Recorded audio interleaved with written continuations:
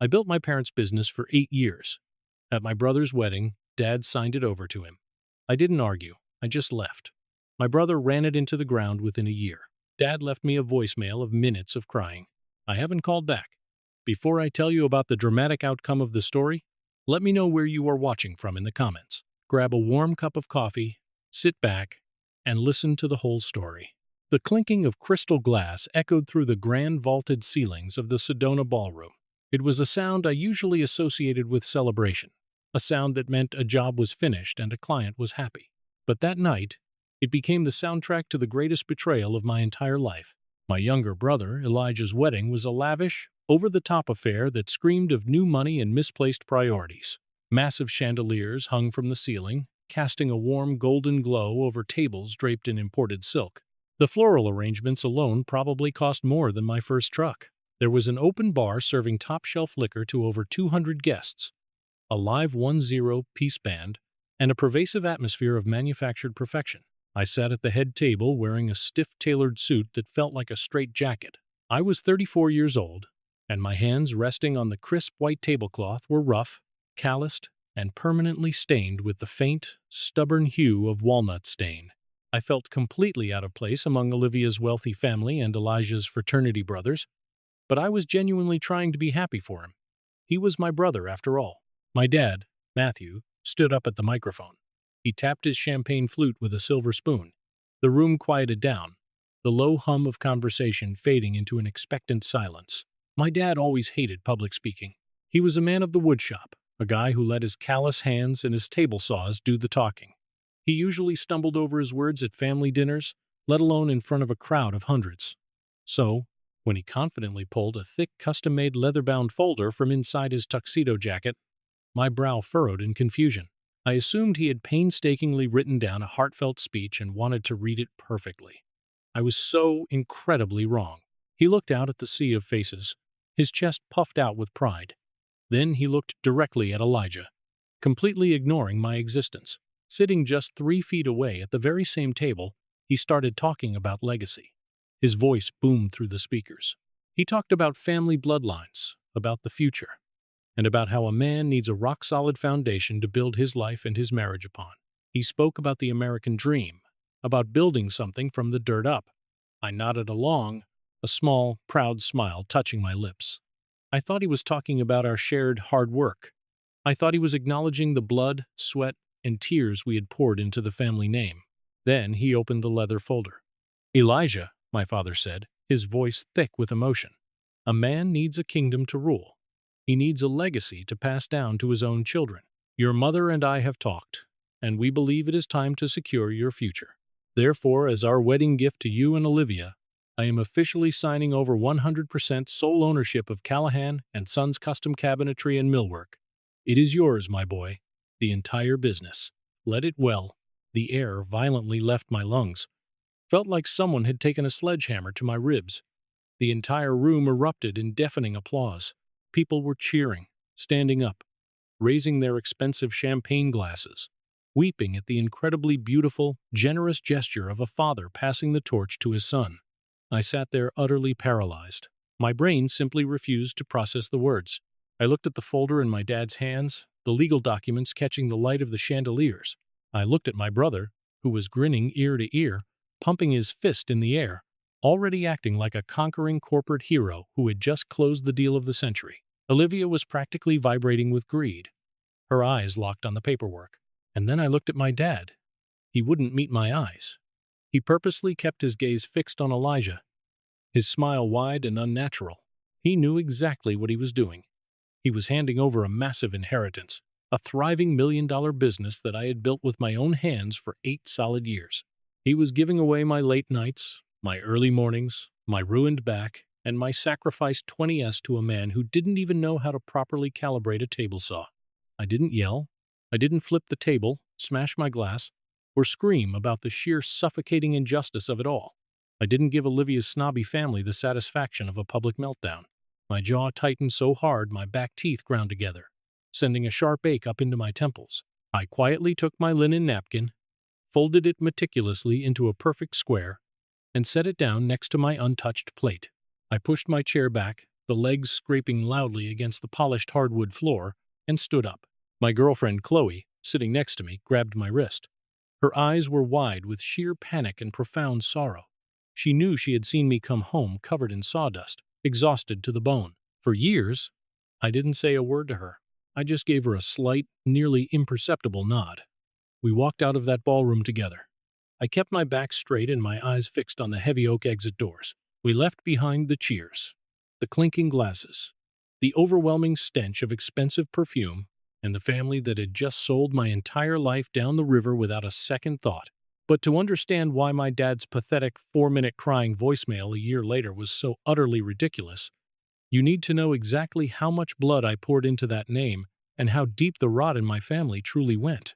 Growing up in our small, dusty town in Arizona, the lines within our family were drawn early and drawn deep.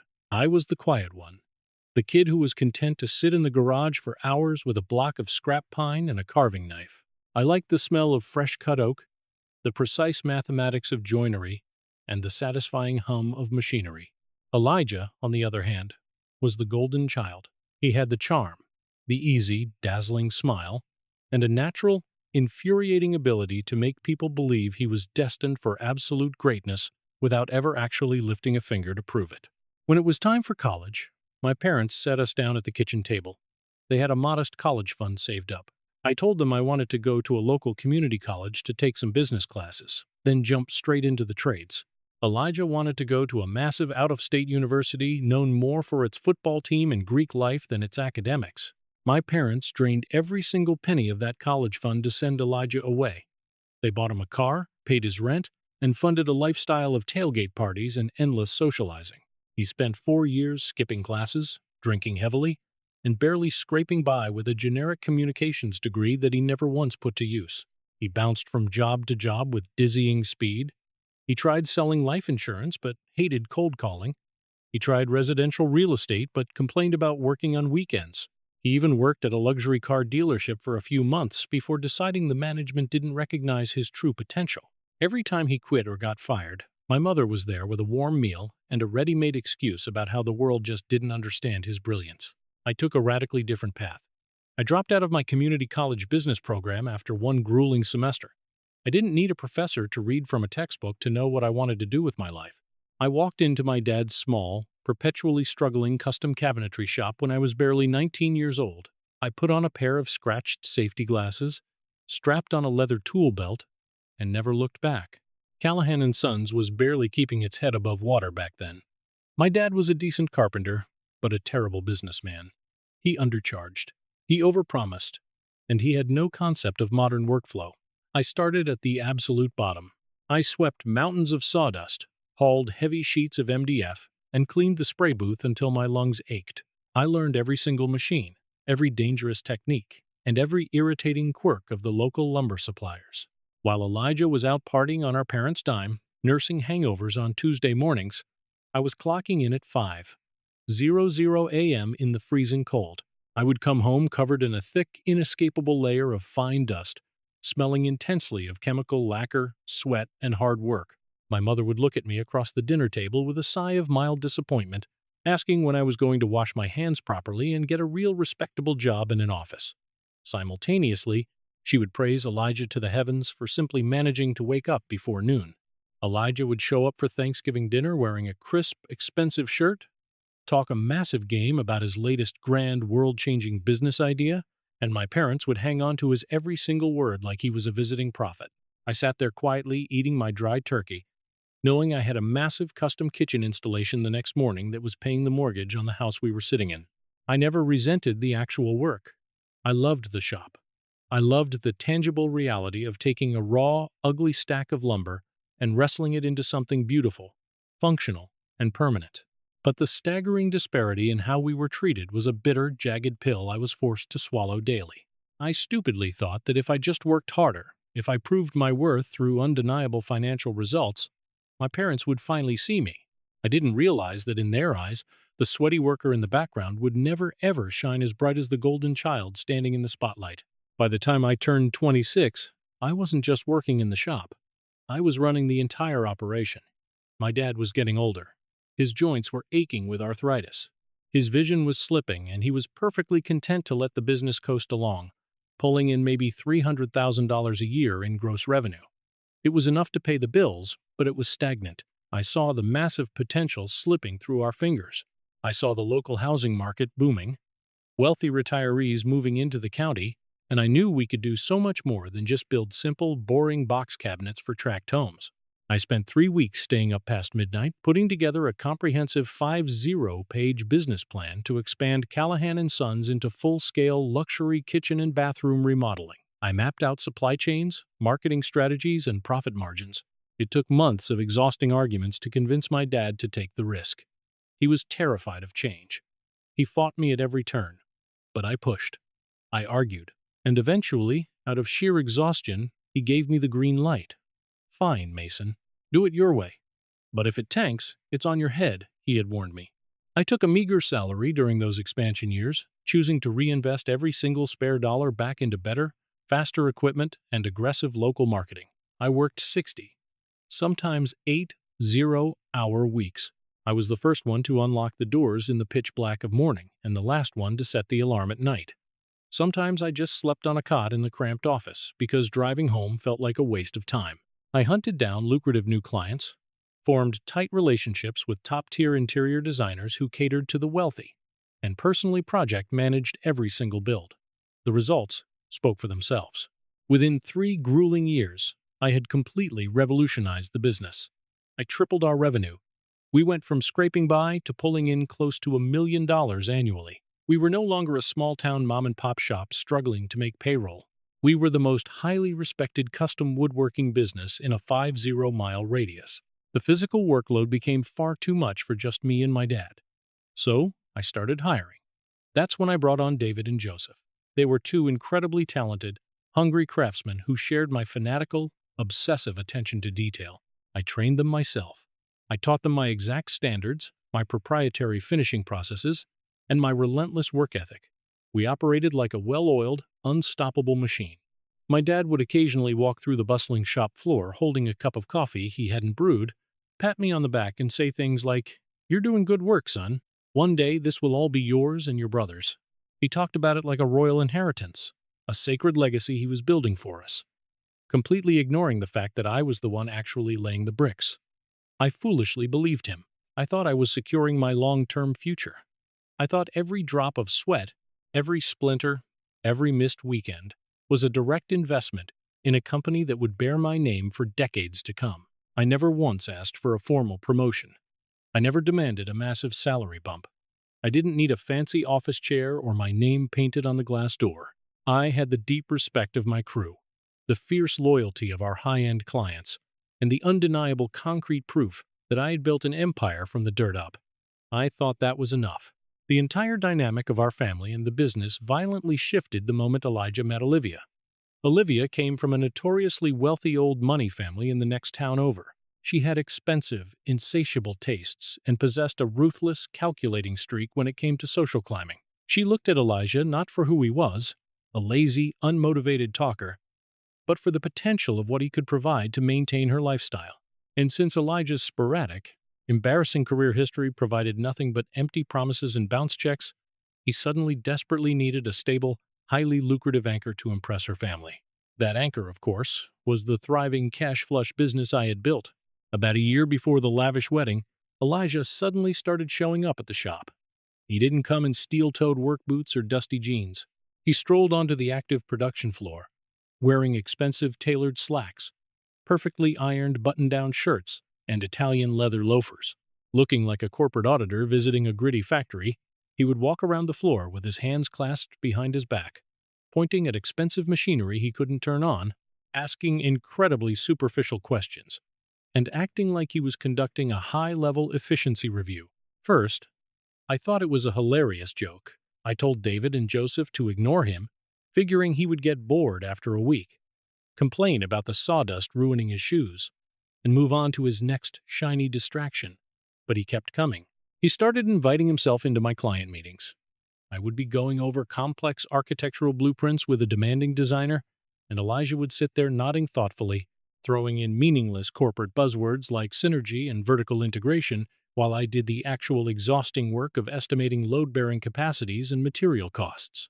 The worst part wasn't Elijah's sudden parasitic interest. It was my dad's baffling, sickening reaction to it. Matthew absolutely ate it up. He was visibly thrilled that his golden boy was finally showing an interest in the dirty family trade. He started introducing Elijah to our biggest, most important clients, not as an observer, but as the brilliant future of the company. He would take Elijah out for long, expensive 2-hour lunches at the country club to discuss big-picture business strategy, putting the meals on the company card. Meanwhile, I stayed back at the noisy shop, eating a cold, squished sandwich over a set of dusty blueprints, trying to figure out how to meet a looming deadline. I brought it up to my dad one evening when everyone else had gone home. I cornered him in the office. I asked him point blank why Elijah was suddenly involved in high-level client relations when he literally didn't know the difference between white oak and yellow pine. My dad just waved his hand, brushing me off like an annoying fly. "Relax, Mason. He's got a brilliant mind for business. You handle the production side. You're good with your hands.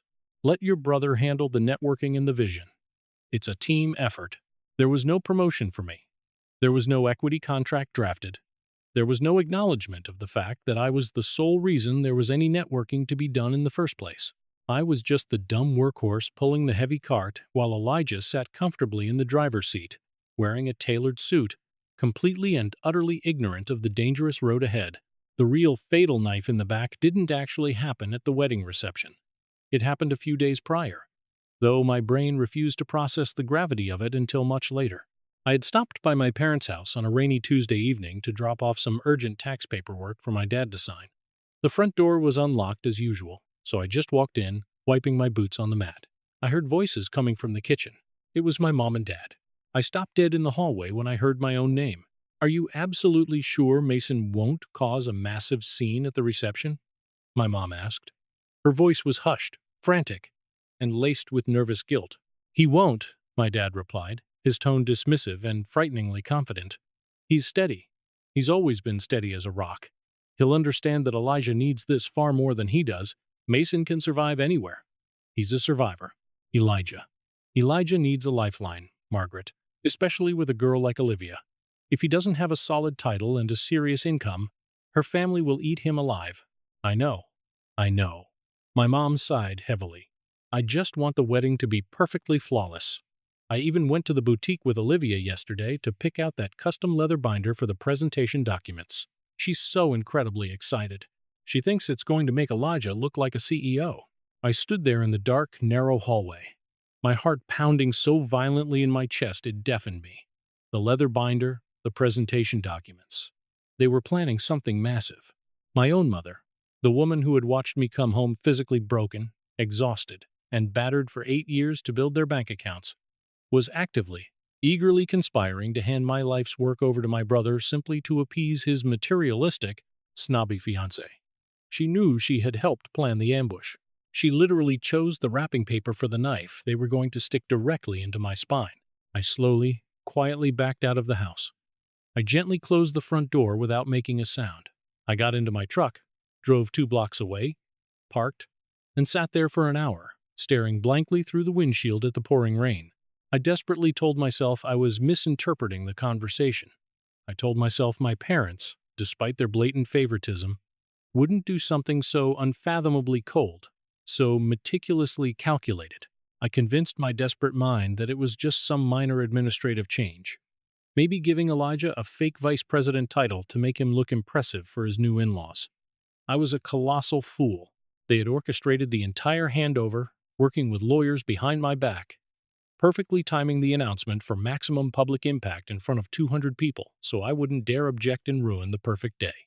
They weaponized my loyalty, my quiet nature, and my refusal to cause public drama against me. The morning after the wedding, I woke up at exactly 4 a.m. It was pure muscle memory. My body was hardwired to get up before the sun, drink a pot of black coffee, and head to the shop. Chloe rolled over in our bed, looked at my silhouette in the dim light, and asked softly, her voice thick with sleep and worry, "Mason, what are you doing?" I didn't have a grand, sweeping plan. I just had an overwhelming primal need to sever the cord before the poison reached my heart. I drove to Callahan and Sons. The massive parking lot was entirely empty. the giant illuminated wooden sign above the main door. The sign I had personally designed and paid to have refurbished just 2 years ago mocked me in the pre-dawn darkness. I unlocked the heavy steel front door and walked onto the massive shop floor. I didn't touch a single piece of inventory that belonged to the company. I didn't take a single brass screw, a square of sandpaper, or a scrap of cheap plywood. But over the last 8 years, because my dad was incredibly cheap and refused to upgrade our equipment, I had slowly amassed about $15,000 worth of my own personal high-end tools. Specialty plunge routers, German-engineered measuring instruments, Japanese pull saws, and custom chisels. I pulled my truck up to the backloading dock and spent 2 hours methodically, silently packing my gear into heavy, hard cases. The silence in the cavernous shop was absolutely deafening. Every deep scratch on the solid oak workbenches, every chemical stain on the gray concrete floor was a direct testament to my backbreaking labor. At exactly 6:30 a.m., my cell phone started buzzing in my pocket. It was Elijah. I stared at the screen for a second, then let it go to voicemail. 10 minutes later, my mom called. Voicemail. Then my dad. Voicemail. They were waking up in their expensive hotel suites, probably nursing massive hangovers from the open bar, fully expecting me to show up, turn on the lights, and open the shop for my brother like a good, beautiful little employee. I finished loading the last heavy case of routers into my truck bed. I walked over to the main drafting workbench, the exact spot where I had designed our most complex, profitable projects. I took my heavy, worn brass shop key off my keyring. The metal was smooth from years of use. I set it down gently on the scarred wood. I grabbed a thick black Sharpie marker and wrote 2 words in giant letters on a piece of scrap maple. Good luck. I left the piece of wood sitting right next to the key, walked out the back door, and locked the deadbolt behind me for the final time. I didn't feel victorious. I didn't feel like a brave rebel.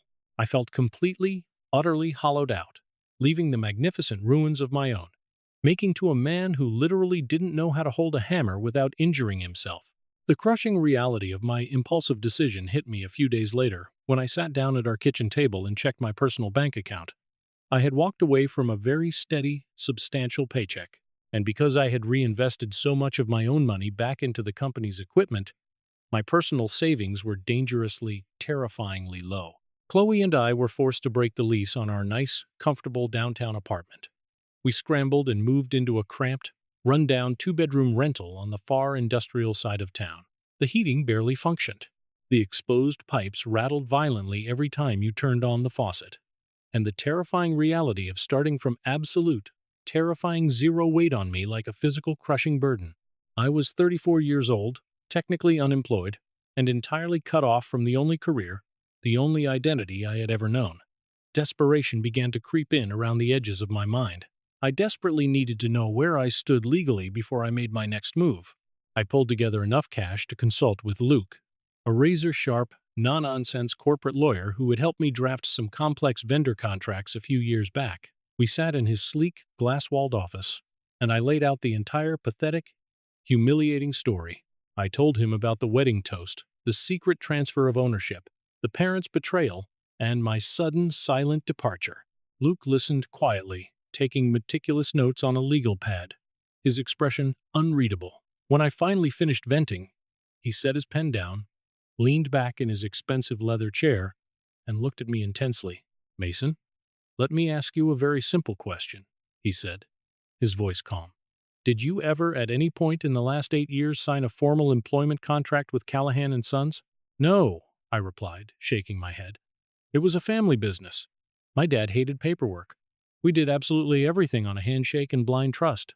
Luke raised an eyebrow. "Did you ever sign a non-compete agreement? Anything restricting your ability to work in this county?" "Never. Not a single piece of paper." A slow, almost predatory smile spread across Luke's face. He tossed his pen onto the desk. "Mason, you are a completely free man. They own the cinder block building, the rusty machinery you left behind, and the name on the door. But you own the actual skill. You own the vendor relationships. You own the proprietary knowledge. You can walk out of this office today, rent a garage right across the street from them, and start poaching every single client you ever brought in. And there is absolutely nothing they can do to stop you legally. They have no case. It was the very first piece of genuinely good news I had received in weeks. A massive weight lifted off my chest, but knowing I had the legal right to start over didn't magically put expensive tools back in my hands, nor did it put high-paying clients on my empty books. I went back to our freezing, ugly apartment, sat on a cheap plastic folding chair in the living room, and put my heavy head in my hands. The mountain ahead of me looked impossible to climb. Chloe walked over, knelt down in front of me, wrapped her warm arms around my shoulders, and kissed the top of my head. "You built an empire once from nothing but sawdust," she said softly, looking fiercely into my eyes. "You know exactly how the machine works. Now you just have to go build it for yourself. No partners, no leeches, just you." Her unwavering faith in me was the spark of ignition I desperately needed. I wasn't dead yet. I was just starting over. And this time I was keeping all the equity. Armed with a violent, renewed sense of purpose, I started hustling like a man possessed. I rented a small, drafty, corrugated metal garage workspace on the industrial outskirts of town. It was pathetic compared to my massive old shop floor, but it was mine. My first major critical hurdle was securing raw materials. High-end custom woodworking requires flawless, high-quality lumber, and that requires a massive line of credit. I put on a clean shirt and drove down to see Julian, the owner of the largest, most prestigious lumber yard in the county. Julian and I had done serious business together for over 6 years. I had personally pushed hundreds of thousands of dollars his way. We had drank beers together after hours. He knew my fiance's name. I genuinely considered him a friend in a cutthroat industry. I walked into his cluttered office, smiling, ready to ask for a standard 30-day net credit line on a small order of white oak just to get my first few independent jobs off the ground. Julian looked up from his computer screen, and the blood instantly drained from his face. His expression hardened into a defensive mask. He didn't offer to shake my hand. He didn't even offer me a seat. "Mason," he said, his voice flat and incredibly awkward. "What are you doing here?" I ignored the chill and gave him my confident pitch. I told him I was striking out on my own, starting fresh, and needed a small favor to get the ball rolling. Julian shook his head slowly, refusing to make eye contact. "I can't do it, Mason. Company policy." "Policy?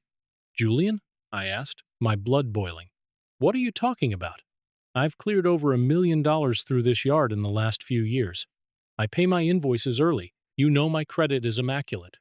You know I'm good for it." Julian shifted violently in his chair, looking everywhere but at me. "Look, man, this is incredibly difficult.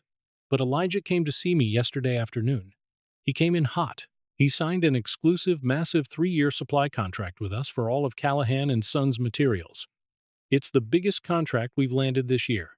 His voice dropped, but it came with an ironclad stipulation. "If I sell to you, Mason, if I sell you even a single warped board of scrap pine, he pulls the entire multi-million-dollar contract and sues me for breach." "I'm sorry, Mason. My hands are tied. It's just business." My blood literally boiled in my veins. The betrayal was staggering. Elijah didn't just steal my company. He was actively, maliciously using its massive financial weight to starve me out in the cold. He was explicitly bribing my own suppliers to cut me off at the knees before I could even stand up and fight back. He wanted me ruined. I didn't yell at Julian. I didn't flip his desk. I just looked at him with pure, unadulterated disgust. "You backed the wrong horse, Julian," I said, my voice dangerously quiet. "Elijah doesn't know how to run that shop. And when he runs that company straight into the ground and defaults on your massive contract, do not bother calling my phone." I walked out of that lumber yard with empty hands, the cold reality of my brother's viciousness settling deep into my bones. A month passed.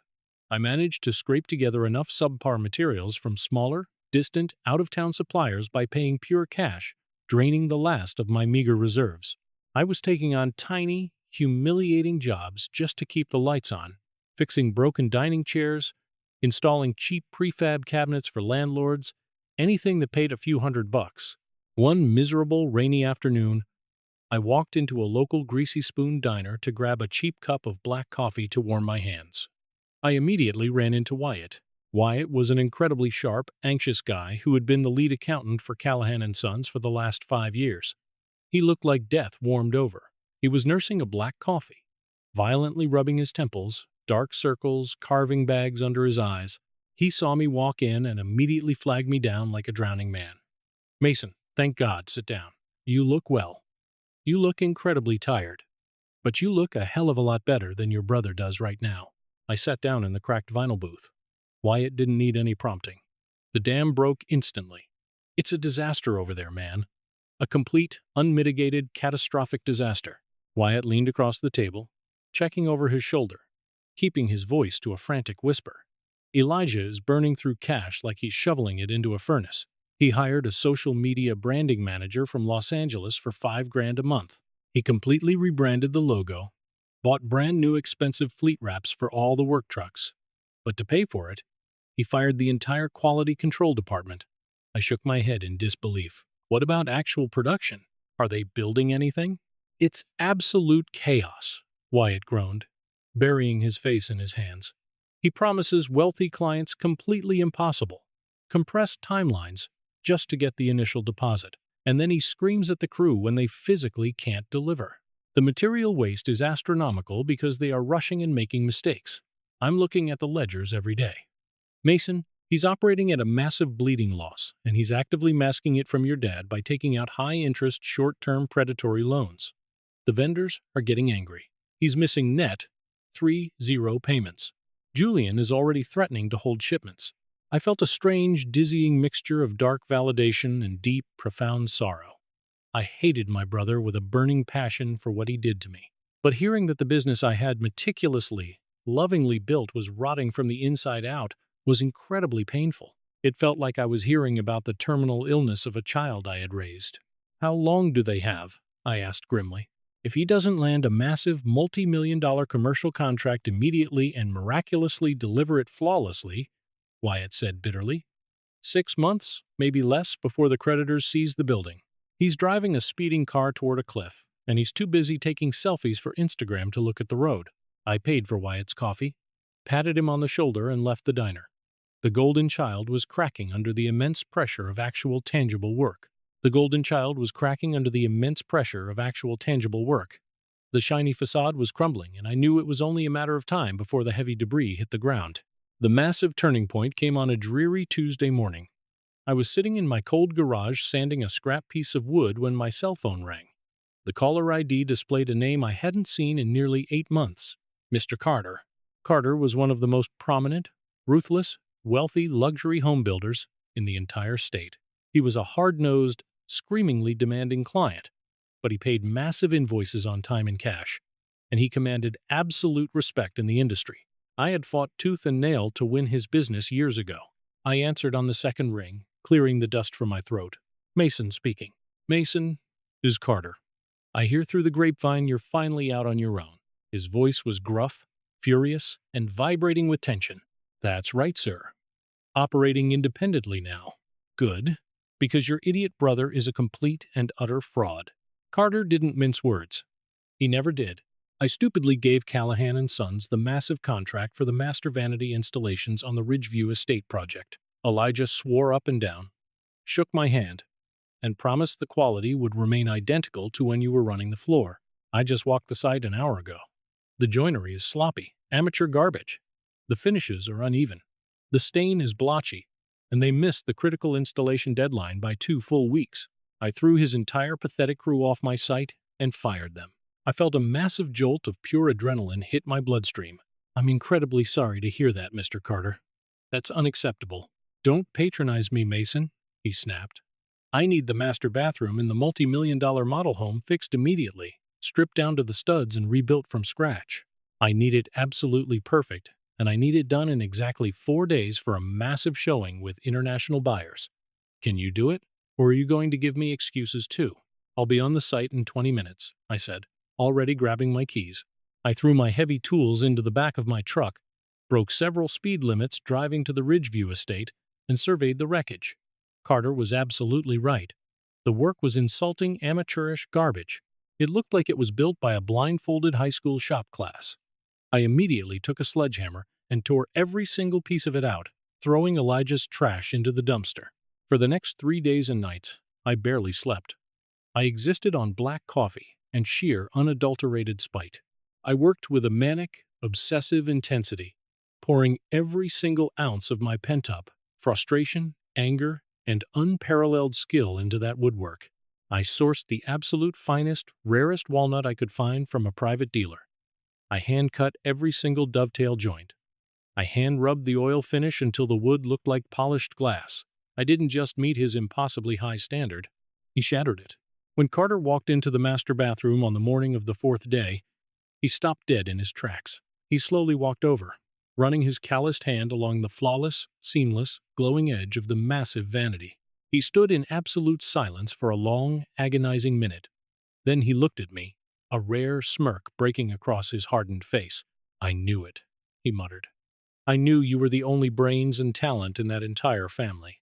He pulled out his heavy leather checkbook, wrote me a massive check on the spot, and then intentionally added a 20% bonus to the total. He ripped it out and handed it to me. "You keep your damn phone on, Mason. I'm tearing up Elijah's master contract for the rest of the development. We're going to be doing a lot of business together." I looked at the number on the check. It was enough to secure a real shop. That check was my lifeline. It was the very first lethal strike back. I had just taken a massive lucrative feast directly off Elijah's plate, and the taste of victory was absolutely incredible. Word travels incredibly fast in the tight-knit construction trades. Mr. Carter didn't keep his mouth shut about the unmitigated disaster at Ridgeview. Nor did he hide the fact that he had fired the new Callahan and Sons and that I had swooped in and saved the entire multi-million-dollar project. The momentum began to violently shift in my direction. I secured 2 more highly lucrative small custom jobs that very same week, bringing in enough cash flow to finally upgrade some of my cheaper failing tools, pay off my outstanding debts, and breathe a little easier for the first time in months. But the real defining victory arrived the following Monday morning. I was in my drafty, freezing garage, carefully running a piece of expensive cherry trim through the router, when a familiar, beat-up, rusted pickup truck pulled into the cracked concrete driveway. The heavy doors creaked open, and David and Joseph stepped out into the cold air. These were the 2 master craftsmen I had personally hired, trained, and mentored years ago at Callahan. They were the best in the business. They walked into my garage, looking around at the cramped space, the cheap fluorescent lighting, and the absolute lack of basic amenities. "Boys," I said, wiping a thick layer of sawdust off my hands, my heart skipping a beat. "What brings you out here to the slums?" David, a massive bear of a man with a thick beard and a man of very few words, crossed his muscular arms over his chest. "We quit." Joseph, younger and far more animated, nodded vigorously, his face red with lingering anger. "Elijah is a total nightmare, boss. He is an absolute clown. He doesn't know a dovetail joint from a hole in the ground. He screamed in my face yesterday in front of the whole crew because I flat out refused to use cheap, water-damaged particle board on a luxury $50,000 custom cabinet build. He told me to just glue it together and paint over the horrific defects so the client wouldn't notice. I told him where he could shove his paint. I threw my heavy framing hammer on his glass desk, shattered the corner of it, and walked right out the front door. Dave packed his bags and followed me 10 minutes later. I looked at them, overwhelmed with a sense of loyalty I hadn't felt in a year. "You guys know I'm operating out of a freezing garage, right? I can't pay you anywhere near the salary or the benefits you were making over there." "Not yet. I don't have health care. I don't have a break room." "We don't care," David said flatly, his voice rumbling like a diesel engine. "We want to build good things, Mason. We want to work for a guy who actually respects the wood and respects the men cutting it. You tell us what you can afford to pay right now, and we'll make it work until things pick up. We're with you." A massive lump formed in my throat, choking off my words. I had lost my blood family, the people who were supposed to protect me. But standing right here in front of me in a freezing garage was a true brotherhood forged in sawdust, sweat, and hard work. "Grab your leather aprons from the truck," I told them, cracking my very first genuine wide smile in many long months. "We've got a hell of a lot of work to do." With David and Joseph officially by my side, I wasn't just a desperate lone guy in a garage anymore. The absolute core of Callahan and Sons. The real talent, the heartbeat of the production floor, had defected to my side. We were a highly skilled, incredibly angry army, and we were finally ready to march. While I was grinding out brutal 1-4-hour days with my loyal crew, slowly but surely building a pristine, untouchable reputation in the county, Elijah was living in an utterly psychotic alternate reality. I made it a strict point not to look at his social media feeds, knowing it would only enrage me. But in a small town, you simply can't avoid the loud, obnoxious noise. One evening, after a long shift, Chloe walked into the kitchen and handed me her phone, her face pale. "You need to sit down and see this," she said, her voice dripping with absolute unfiltered disgust. It was a highly produced, slick Instagram video. Elijah was standing in front of the main Callahan and Sons building, wearing expensive designer sunglasses and a tight branded polo shirt that showed off his gym muscles. But it wasn't the shirt that caught my attention. Behind him, gleaming under the Arizona sun, sat a brand new metallic gray, fully loaded Porsche 911 Carrera. He was leaning casually against the hood of the six-figure sports car, talking directly to the camera with a smug, arrogant grin about the massive rewards of the daily grind and taking the legendary family legacy to the absolute next level. He literally slapped the hood of the luxury car, promising big disruptive things for the future of custom cabinetry while promoting a discount code for cheap prefab kitchen islands. I stared at the glowing screen, utterly and completely bewildered. My brain short-circuited. I knew exactly what the profit margins of that shop were down to the penny, even if the business was thriving, which Wyatt, the accountant, had definitively assured me it was not. Buying a brand new Porsche on company credit was absolute financial suicide. It was a pathetic, wildly desperate attempt to project massive success and wealth while his actual business was violently hemorrhaging major clients and losing its best, most critical workers. He was slapping a shiny $100,000 bandage on a gaping, fatal chest wound. 20 minutes later, my personal cell phone buzzed on the counter. The caller ID made my stomach drop. It was my mother. I stared at it, hesitating for a long moment, then angrily swiped to answer. "Mason," she said. Her voice was trembling, laced with an artificial sickly sweetness that made my skin crawl. "How are you doing, honey? We miss you so much." "I'm incredibly busy, Mom. I have a business to run." "What exactly do you want?" I wasn't playing the passive-aggressive family game anymore. She sniffled loudly into the receiver. "Your brother is under a lot of terrible stress right now. The business, well, it's just growing so incredibly fast, and he has so much on his plate with all the new complicated marketing initiatives, it's overwhelming for him. He desperately needs help. Mason. He needs his big brother to come back home and run the production floor so he can focus on the big picture. He's spoken to your father, and they are willing to offer you your old salary back to return." I actually laughed out loud, a harsh, barking laugh that echoed in my small kitchen. The sheer, staggering audacity of the request was mind-blowing. "My old salary?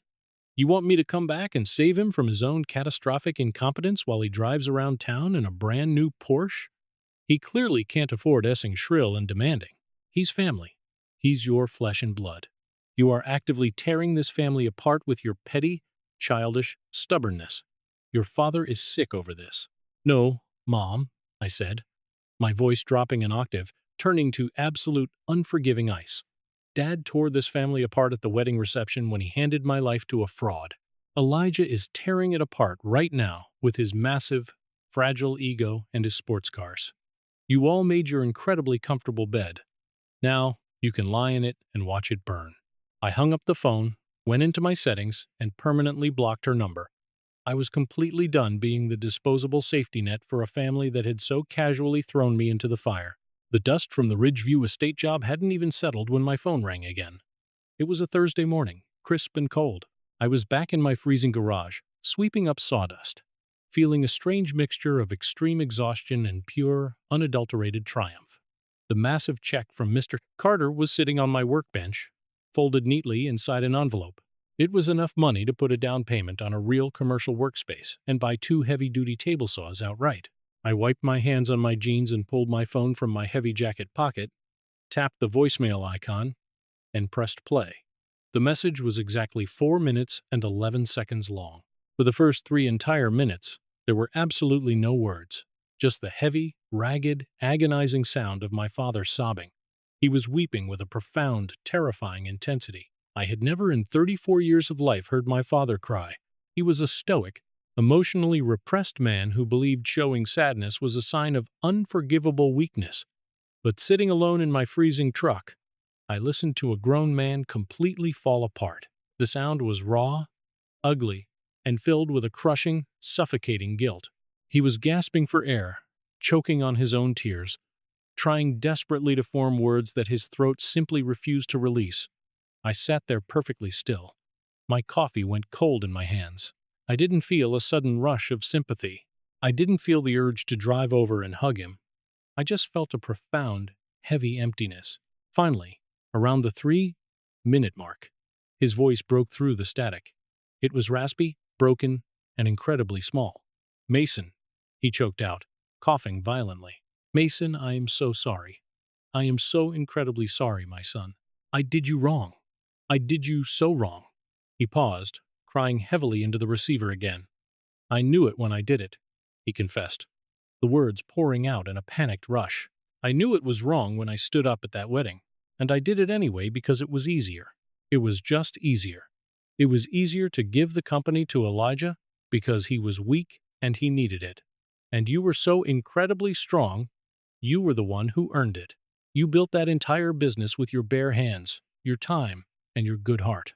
And I took it. I just took it, and I gave it away like it was mine to give. It wasn't mine, Mason. It was yours." Another long, agonizing pause filled with ragged breathing. "Wyatt sent the books. I saw them last night. It's all gone, Mason.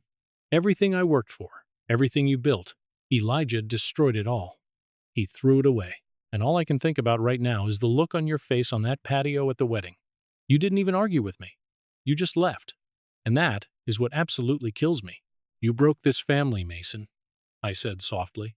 "And now I am going to break you." I hung up the phone. I didn't block him. I didn't call back. The apology was real, but the damage was permanent. There was no going back. I had to plan the next final moves carefully to ensure the lessons were learned and justice was served. The dust from the Ridgeview estate job hadn't even settled when my phone rang again.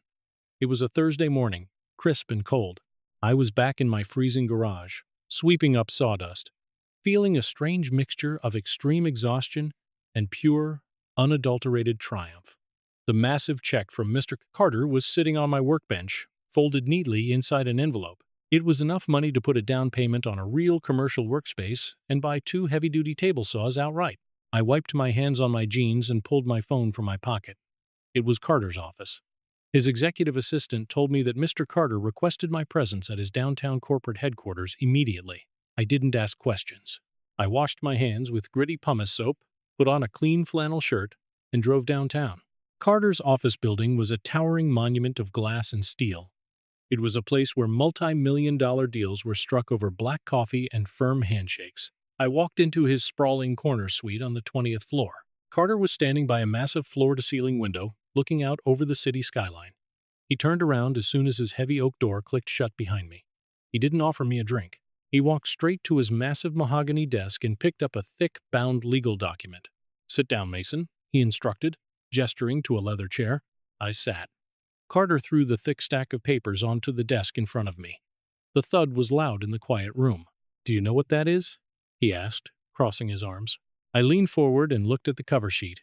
It was a commercial development contract. "It looks like a master vendor agreement," I said cautiously. "That," Carter said, his voice hard and precise, "is the master contract for the entire Oakwood Valley luxury subdivision. We are breaking ground on 32 high-end custom homes next month. Every single house requires custom kitchen cabinetry, bathroom vanities, built-in library shelving, and crown molding. The total budget for the millwork alone is $400,000. I swallowed hard. That wasn't just a job. That was a company-making contract. That was the kind of money that changed a man's life overnight. "That's a massive project, Mr. Carter." "It is," he agreed, sitting down across from me. "And for the last 6 months, your idiot brother Elijah has been begging me for it. He took me out to expensive steak dinners. He brought his awful wife Olivia, who spent the entire time talking about her country club. He showed me glossy brochures and promised me the moon. He told me Callahan and Sons was expanding, upgrading, and ready to handle my entire portfolio." Carter leaned in closer, his dark eyes locking onto mine. "But I am not a stupid man, Mason. I have been in the construction business for 40 years. I know a fraud when I see one. I knew the second your father handed that company to a guy who wears loafers to a job site, the quality was going to absolutely tank. I knew Elijah was nothing but a hollow suit. I was stunned. If you knew that, why did you give him the Ridgeview master bathroom job in the first place?" A cold, calculated smile spread across Carter's face. It was the smile of an apex predator. Because I needed a legally binding reason to permanently blackball Callahan and Sons from every single one of my future developments. I gave him a high-profile, incredibly difficult test project. I gave him enough rope to hang himself, and he did exactly what I expected.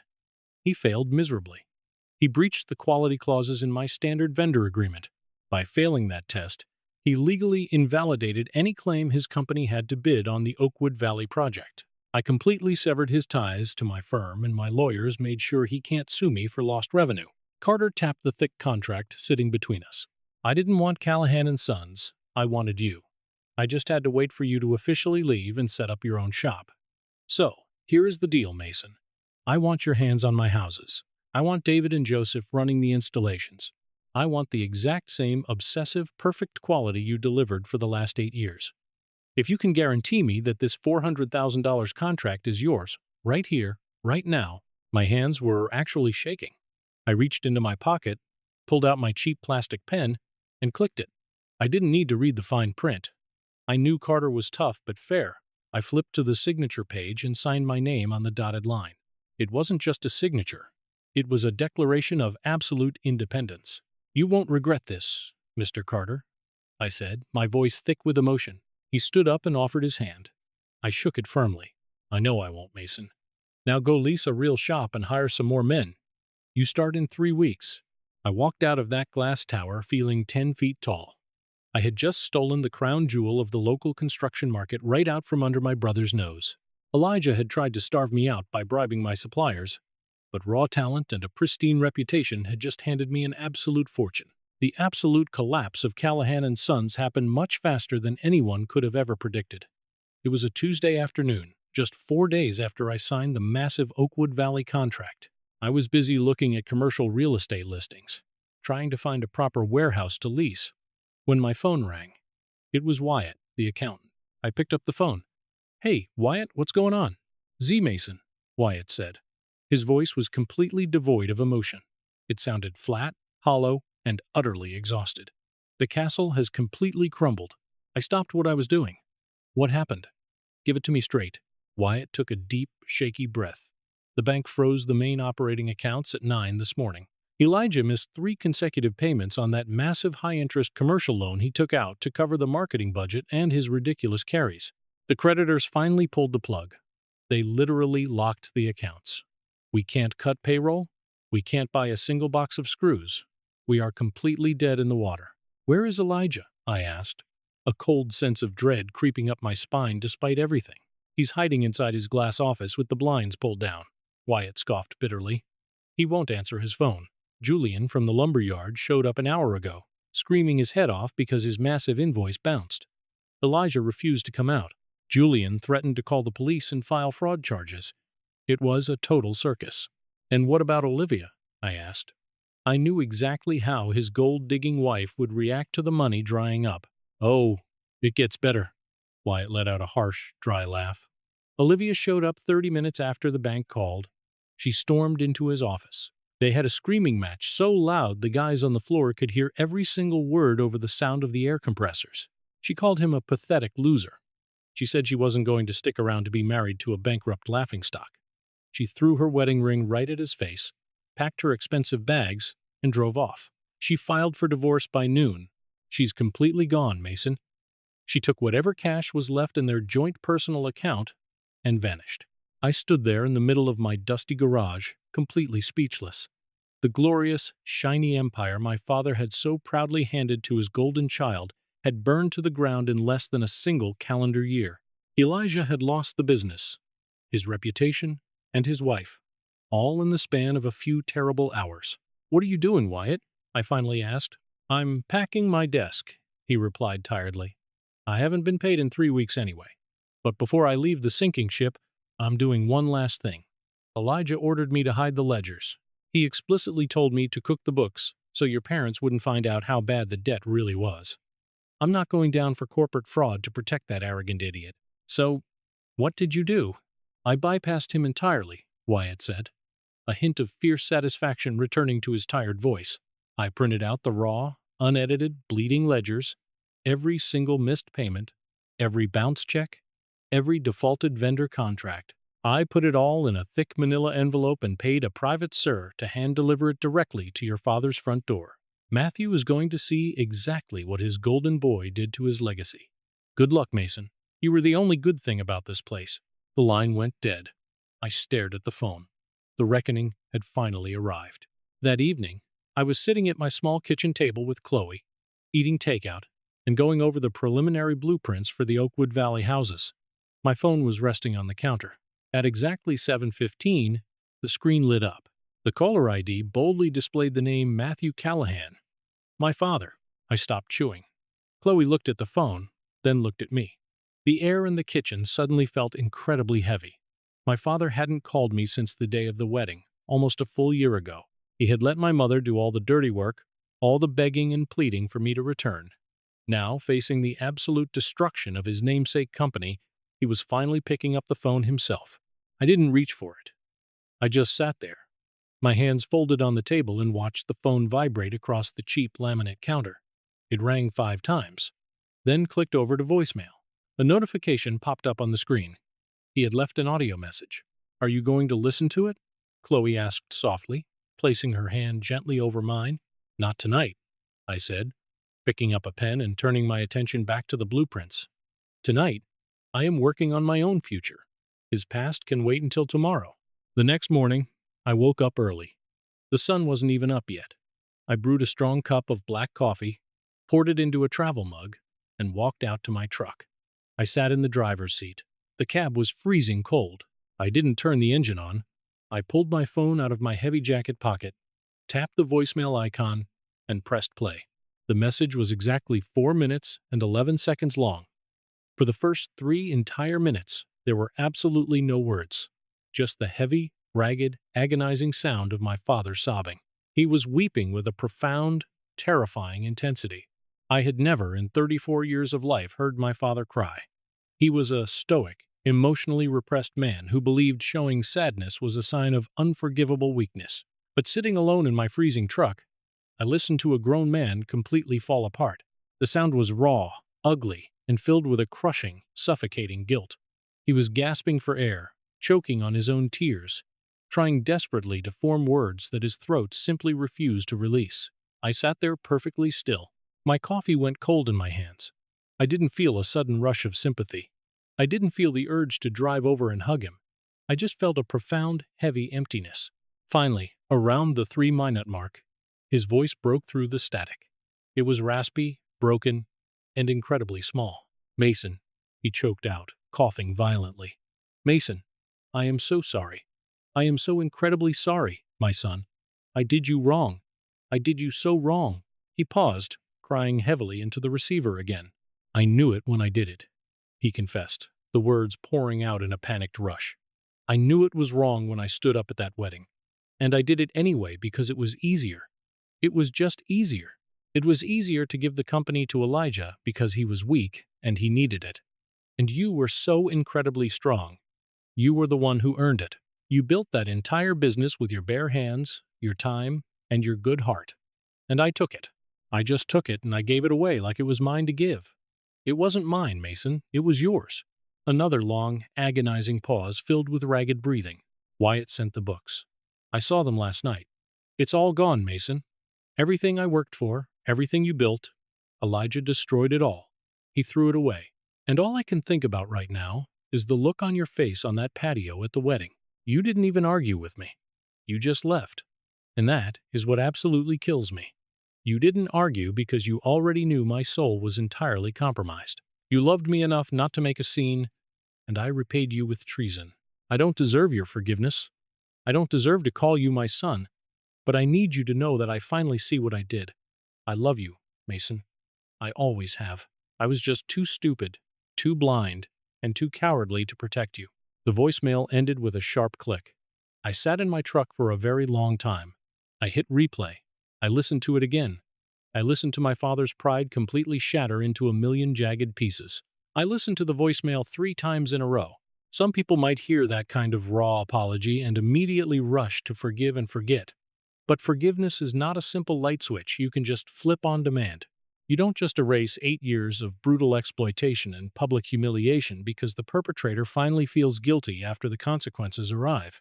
I placed the phone on the passenger seat, turned the key in the ignition, and drove to work. The apology was real, but the damage was permanent. 2 days after the voicemail, I decided it was time to end the saga completely. I couldn't just ignore them forever. There needed to be a final, definitive conclusion to the nightmare. Before I made my move, I called Luke, my lawyer. I asked him to run a quiet, thorough public record search on my parents' property and Elijah's recent financial filings. I needed to know exactly how deep the hole was. Luke called me back 4 hours later. The information he gave me turned my blood entirely to ice. It was worse than Wyatt or my dad even realized. Armed with a thick manila folder of legal documents, I drove to my parents' house on a Sunday afternoon. The sky was overcast and deeply gray. I pulled into the familiar driveway. The grass was overgrown. The front porch light was burnt out. The house looked tired and defeated. I didn't bother knocking. I pushed the front door open and walked into the living room. The scene was incredibly grim. My mother, Margaret, was sitting on the floral sofa, her face buried in a handful of crumpled tissues, weeping loudly. My father, Matthew, was pacing the worn carpet like a trapped animal. He looked like he had aged 10 years in a single week. His skin was gray. His shoulders were heavily slumped and his eyes were bloodshot and frantic. Sitting in an armchair in the corner, looking completely detached from reality, was Elijah. He was wearing sweatpants and a dirty t-shirt, staring blankly at the muted television screen. The golden child looked like a beaten, pathetic dog. My dad stopped pacing the second he saw me. He froze. "Mason," he whispered, his voice cracking. "You came." My mother looked up, her eyes wide with desperate, manic hope. "Oh, Mason, thank God. Thank God you're here. We are in so much terrible trouble. Please tell us you can help. We know you got that massive new contract with Carter. We heard the rumors. You have to save the company. You have to save your brother. Please, Mason." I looked at her with absolute disgust. Even now, standing in the smoking ruins of their terrible decisions. Her first instinct was to demand that I sacrifice my own hard-earned success to rescue the son who stole from me. "I am not here to save the company, Mom," I said, my voice dangerously calm and perfectly steady. "Callahan and Sons is entirely dead. It is a rotting corpse. Elijah killed it." Elijah finally looked away from the television. He glared at me, a flash of his old, arrogant entitlement flaring up. "Shut up, Mason. You don't know anything about running a modern corporate business. I just hit a bad cash flow cycle. If you just loan me 50 grand to cover payroll, I can turn it all around." I didn't yell. I didn't raise my voice.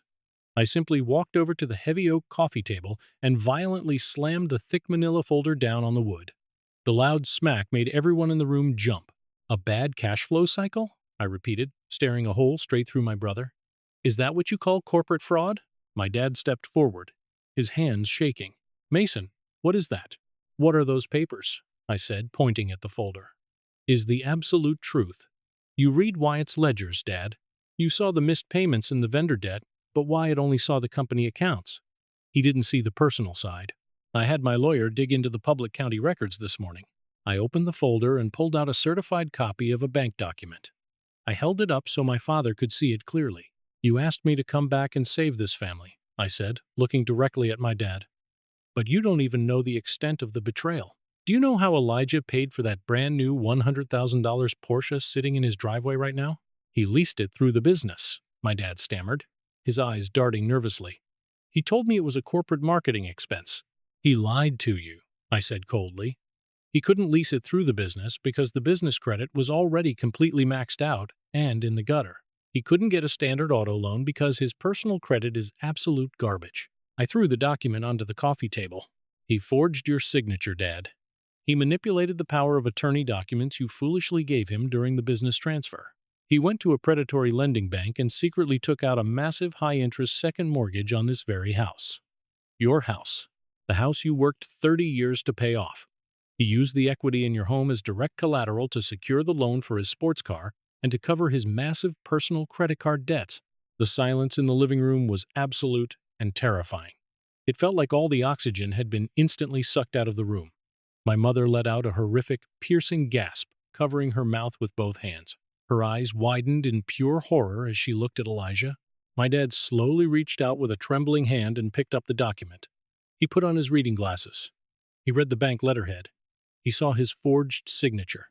He saw the massive dollar amount of the lien placed against his property. His knees literally buckled. He collapsed onto the sofa next to my mother, the paper slipping from his fingers. He started hyperventilating, grabbing his chest. "Elijah," my dad wheezed, looking at his youngest son with an expression of complete and utter devastation. "Tell me this is a lie. Tell me you didn't put a mortgage on our home. Tell me you didn't risk your mother's roof over a damn car." Elijah shrank back into the armchair. Refusing to make eye contact, his arrogant facade finally permanently shattered.